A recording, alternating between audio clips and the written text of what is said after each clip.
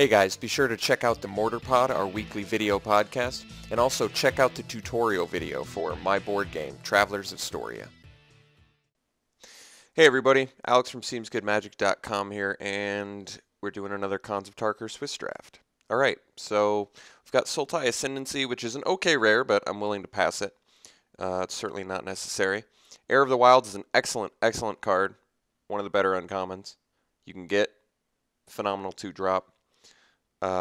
I really do like the Heir of the Wilds. I'm thinking about picking up the Sandstep Citadel, since it, I mean, first pick, getting the fixing for 3 different colors may be more valuable to me than getting the 2-drop Death Touch. I am a big Heir of the Wilds fan, no doubt. I mean, locking me into green only, really, with it. And, yeah, there's quite a bit of upside with Heir of the Wilds, but I mean, Sandstep Citadel leaves me more open than Heir of the Wilds does, since it doesn't devote me to anything, plus gives me a fix. So I think I'm going to take the Sandstep, but I could see a solid argument for Heir of the Wilds. And everything else in this pack, there's some decent stuff, but beyond the fixing that far, nothing too much. Instantly rewarded by getting past an Abzan Charm, which is very nice. What else is good in here? Blossoming Sands, I mean, still kind of works with the Sandstep Citadel, same sort of direction. Savage Punch I like a lot. Death Frenzy is very good. Bondkin, Take Up Arms are both fine. I think it's pretty easy Abzan Charm. Alright, Abzan Guide, also Jungle Hollow, Mardu Horde Chief, Feet of Resistance. All very good cards. In red, Mardu Heart Piercer and Ponyback Brigade are also very good. I think we can take the Abzan Guide here, although, I mean, might be early enough, just getting the Jungle Hollow could be more helpful. But cutting Abzan stuff early is not bad either. I think there's a strong argument that Abzan Guide is the best of this cycle. I'm trying to run through all of them through my head real quick. The Weaponsmith, the 5/5 Trampler, the 3/4 Flyer. Which one did I miss? The Ponyback Brigade. Yeah, I think the Abzan Guide's pretty awesome. I do like the Feet and the Horde Chief and the Jungle Hollow because they're all good, but I'm going to take the Abzan Guide here. Okay.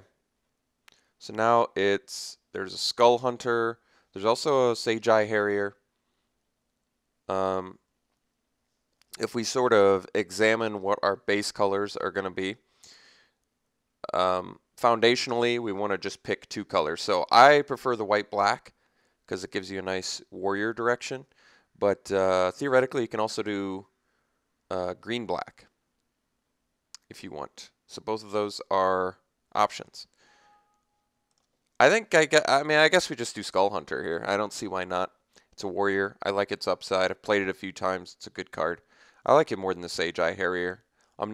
It's pretty rare that I've been impressed with the Sage-Eye Harrier. I think for the most part it's a pretty underwhelming card. The only upside is the fact that it's a warrior and it's got flying, but it's expensive. I feel like there's a big price barrier with Sage-Eye Harrier.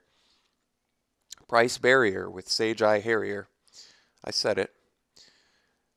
Theoretically, we could take the Dismal Backwater, and what that's going to do is open us up to both Sultai and Abzan, and the only cost it will come at is a Unyielding Krumar, so I think I can pass up a 4-drop to get a nice opening into a Sultai direction, or a Sultai Splash at the very least. That's a late Warden of the Eye. That's a good card, but 2 colors different than our Abzan base. I feel like that's a little bit difficult. I do actually like Despise because it sort of gives you information about important things that are coming, like morph creatures and stuff like that. It's also something to do early. This tends to be a format that's a little bit more rough to aggro your opponent down. It's also a fairly late Jeskai Wind Scout. I could just take that. I mean, Wind Scout, it's got to be better than Despise. Despise just keeps us more into our 3-color shell. But then again, if I miss the Despise, I'm not going to be heartbroken. Is Jeskai Wind Scout good on the splash? I don't know. I don't think Wind Scout's that amazing on the splash. I'm going to take the Despise. All right, Hate Blades card I'm a big fan of, and there's really not too much else in here. Highland Game's a fine card too, but Hate Blade just definitely is superior. I want to get Warriors, and Death Touch in this format has just proven itself to be much better than it has been in other formats. People still hate Dragon Throne. I'm going to say why I like Dragon Throne. It's to me it's like the ultimate stalemate breaker. And that's why I'm a big fan of it. It's a colorless way to sort of assure if you've got a nice built-up board state, you're gonna win with Dragon Throne because it's like, oh, okay, you're not attacking me, I'm not attacking you. Well, thank God I've got this equipment that suddenly gives all my guys +3/+3 and trample out of nowhere. So I'm a big Dragon Throne of Tarkir fan. I think a lot of other people are not, but that's okay. People have different opinions, and I can accept that. Sultai Ascendancy could possibly be worth the splash. I mean, if I pick up Delve cards later, it's going to be good. Otherwise, a Rush of Battle is certainly good. We have a couple Warriors already. I think it's more likely we could get a good Warrior path. If you look at the 3 creatures, we already have their Warriors. So I think splashing the Sultai Ascendancy is only good if you've got a high Delve count. And currently we're rocking a 0 Delve count. So I'd rather just pick up the Warrior Overrun. Molting Snakeskin's a pretty playable card. Pretty happily pick it up here. So I think we are doing the, that's a really late feat. We're going to do the Black-White Shell and then Splash Green. And I like that deck quite a bit. Second Rush of Battle, I mean, why not? But not likely to do it. Firehoof Cavalry, it's foil, so why not? Okay, so pretty good pack 1. Got a couple pieces of fixing. I did pass a Krumar for a Dismal Backwater, but if we open some Bomb Blue Rare, like Icy Blast or something like that, I would totally splash it. Smoke Teller, technically on color, but certainly not worth the splash if green's going to be light in our deck. I do definitely like where we're at to start off. I mean, we only picked up 3 creatures, but we got 3 Warriors. We have some good... we have some good like buff spells and tricks. Weird stuff, actually. Despise, I pretty rarely ever get it, so that's kind of unusual. Snakeskin I've played, and I actually think it's a fine card. Feat of Resistance is excellent. Abzan Charm, obviously good. I think Rush of Battle, we're really only likely to play 1 unless I'm picking up some Horde Chiefs. And maybe that 5-drop that gives you 3/1/1s. Jeez. Let me open a Master of Pearls. It's a pretty easy Master of Pearls. It's a nice little, I got a chance to play this before. It's a great card. It's not a warrior, but does not matter. That ability is very strong. Einarch Bonkin, also pretty good. Frontier Bivouac does not fix that much for us. And there's nothing else crazy good in here. So yeah, I think it's a pretty easy Master of Pearls. Past the Dune Blast. Jeez, it's got to be one of the best rares in the format. Happily taking that. Otherwise, Smite and Alpine Grizzly are both good. Unyielding Krumar probably also very good since it's a warrior. I guess in this deck, Krumar probably gets the go-ahead over Grizzly, even though it's in the more uncomfortable convert mana cost slot, more awkward slot at least. It's not the splash, and it's a warrior, so I think there's actual upsides to playing the Krumar over the Grizzly in this deck, but obviously we're just slamming Dune Blast. Very amazing, amazing rare. Okay, so options now. I think we take the Horde Chief likely. We've already got Master of Pearls, double Rush of Battle, so Horde Chief looks like it's just a powerhouse card in this deck. I like the Blossoming Sands. Incremental Growth would be good, but it seems awkward on the splash. Dead Drop's a good card, and so is Throttle. But yeah, I just want the Horde Chief. I think Horde Chief's going to be of the best. It's already got the most positive interactions in this deck. Plus, it's a creature, which we do appear to be needing. Geez, past a Murderous Cut. I think that's a pretty easy slam dunk. Savage Punch, Roar of Challenge, Disowned Ancestor, also in here and good, but yeah. I think it's the first time I've gotten to play Murderous Cut, so that's pretty cool. Next, I think we just pick up War Behemoth. It's a morph creature. We're still short on creatures, and 3/6 body is actually pretty good in this format, so we'll do that.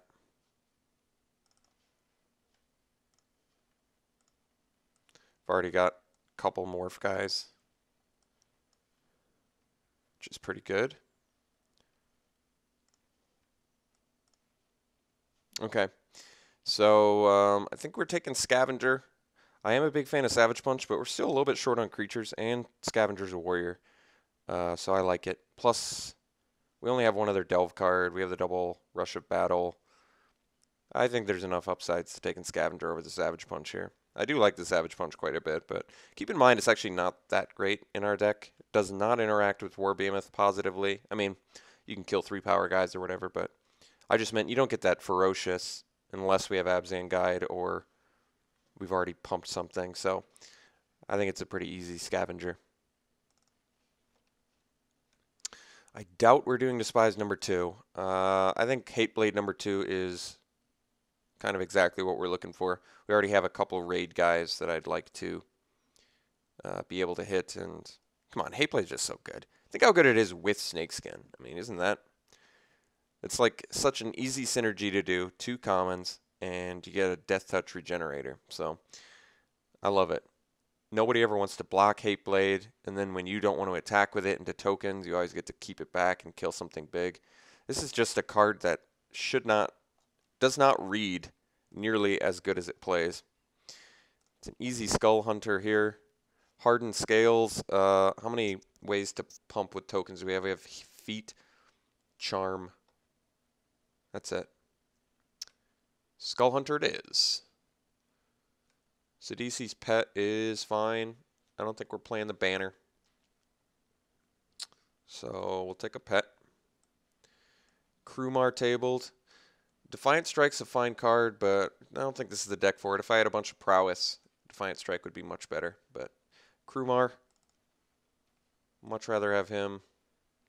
Throttle, I think, is a pretty easy pickup. Another removal spell. We're getting a great deck here. Mastodon, probably don't need it. I think I'll just take it over. I think I'm going to hate the Disdainful Stroke because it stops our Dune Blast. And look, get rewarded anyway. So I guess we'll take a Mastodon, if you consider Mastodon a reward. Siegecraft. You know, I feel like in my first couple drafts, somebody actually played Siegecraft and beat me with it. So I guess they got the last laugh on that one. Some 4 creatures short. We have 21 cards. I'd like some more fixing, but we are pretty light on the green splash. Look at that. Charm, Guide, Dune Blast. It's a very light splash. So I could take the fixing, but I think Horde Chief's actually too important for this deck for a couple reasons.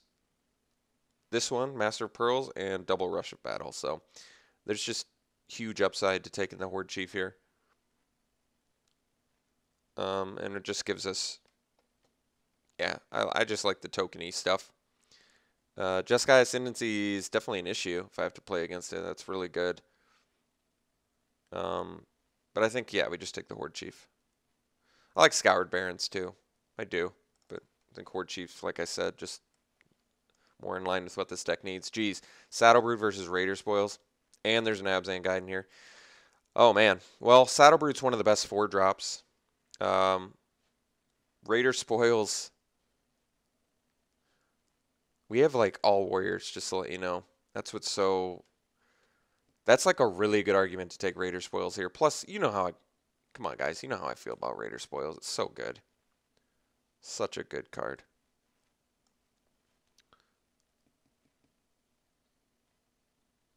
Bellowing Saddlebrute is very, very strong too. This is tough for me.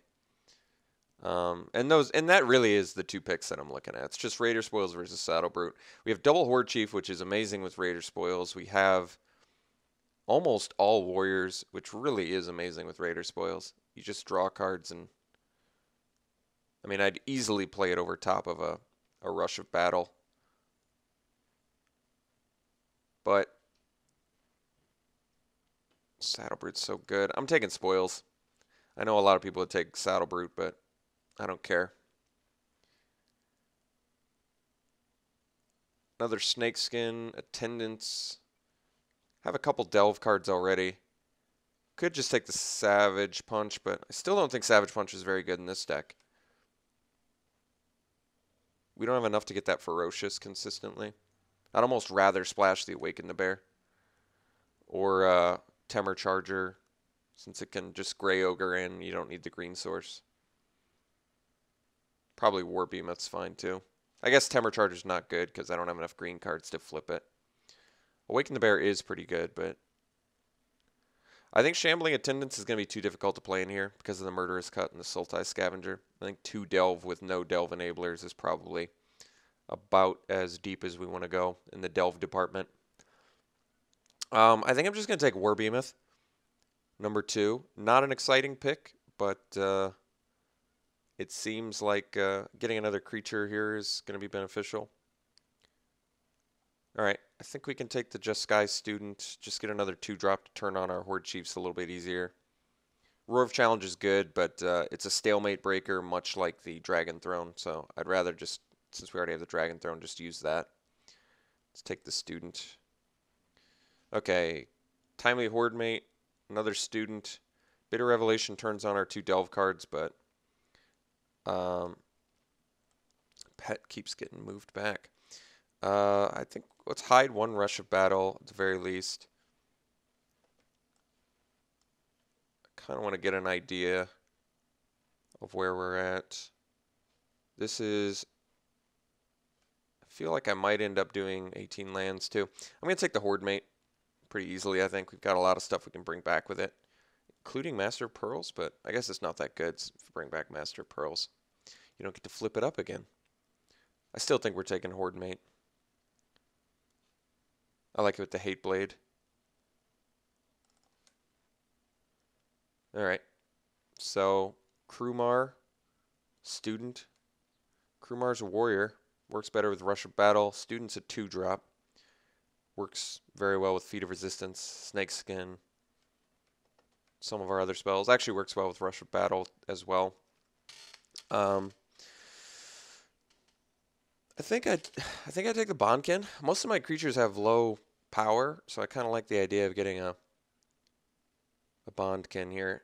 Usually the Students are a little bit underwhelming in the Warriors deck, and I think I tend to agree with that assessment. Okay, Woolly Loxodon versus Salt Road Patrol. I think we have enough 4-drops, so Loxodon's an actual warrior. I'll take that. Gaining 8 life could be of huge benefit. And if I can't cast it, it's just a Gray Ogre anyway. All right, pretty easy Skull Hunter here. Skull Hunter for days. Briber's Purse, you know, we actually look deceptively beat down. I'll take it for sideboard. Bitter Revelation's pretty playable. Abzan Banner would help us fix for green. We only got the 1 fixer. But I probably don't need to run more than 4 green sources, so I'll run 3 forests. I think we'll be fine. I might get away with 18 lands too, but I gotta take a look at the deck as a whole and sort of reassess. I think we're taking Snakeskin number 2. I still don't want the Attendance, and Snakeskin's pretty good considering how beat down we're looking. Let's get rid of the Despise main deck. At the very least I can sideboard it. So I need to make quite a few cuts. I did end up with enough creatures, so that's good. You can probably ditch the Sidisi's Pet. It's pretty underwhelming. I think we'll still hate the Disdainful Stroke. I'm not likely to do anything with Dutiful Return.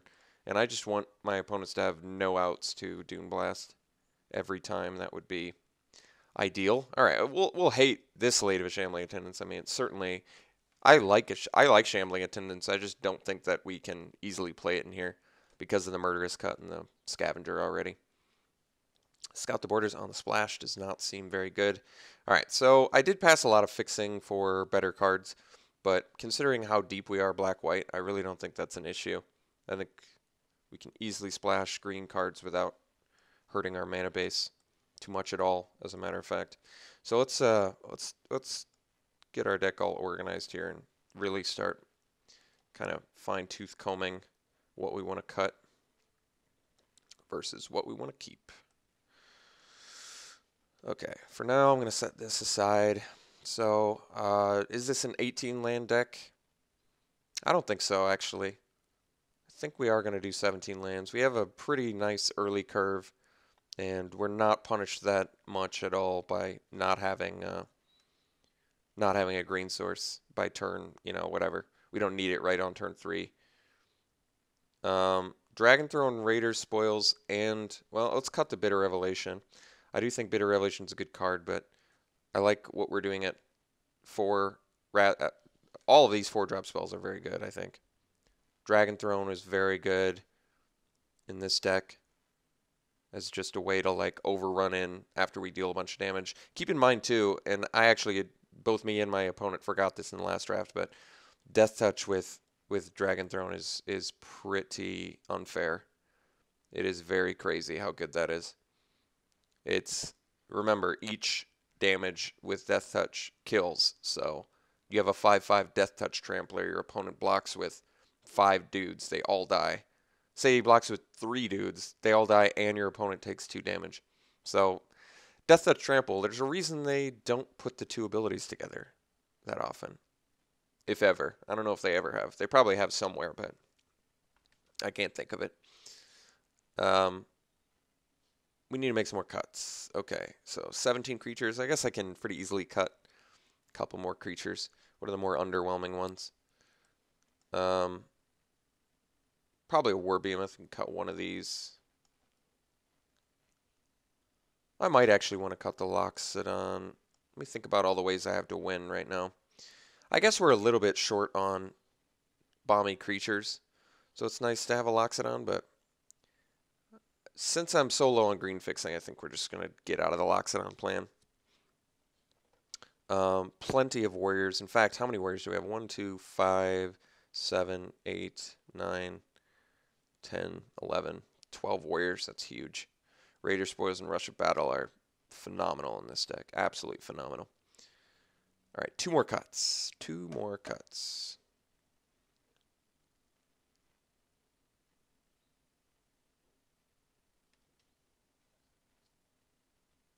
No creatures, so I think it's got to be 2 spells.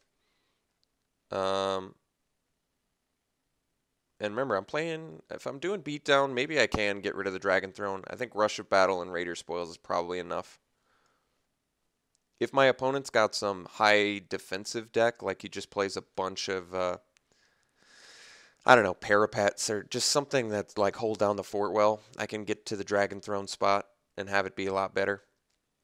But I would say between Rush of Battle and Raider Spoils and Master of Pearls, I think we're good on the overrun front.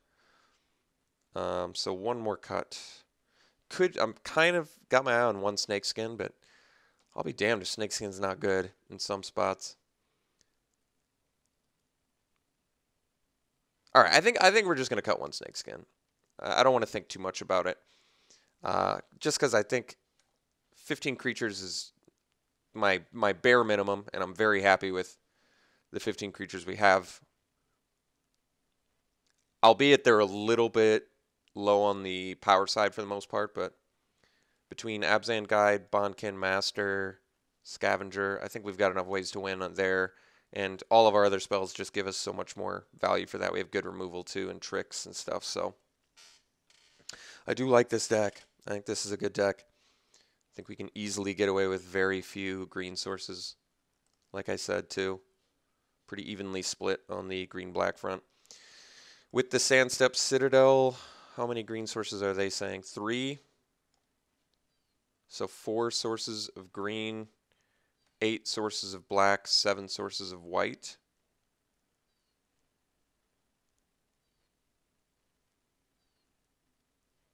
Is there any way I can go to...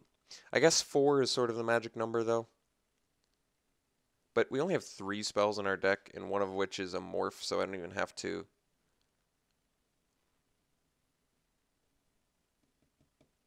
I guess 4 is kind of the magic number of where you want to be, though.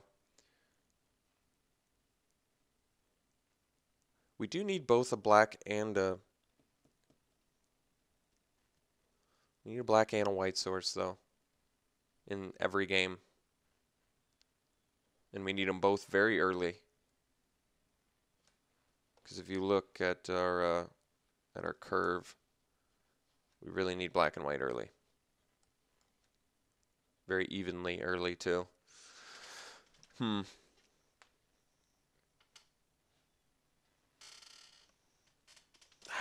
Is 4 green sources too much? I could go 3 green sources. And I'm hurting myself on like 2 spells total. Because guide hardly counts. Yeah, I'm going to go down to 3. I want to make sure I'm hitting my white and black sources. I feel like if I miss out on those, I'm going to have more issues than if I miss out on a green source. So 8 green, 8 white, 3 green, 8 black, 8 white. I'm going to do it like that. I like the deck. I think it's very good. We didn't get much for fixing, but it's just a nice looking deck curve-wise, and some of the spells we have are just very powerful. So I think this deck could go far. So I'm going to run it like this, and we'll see you round 1.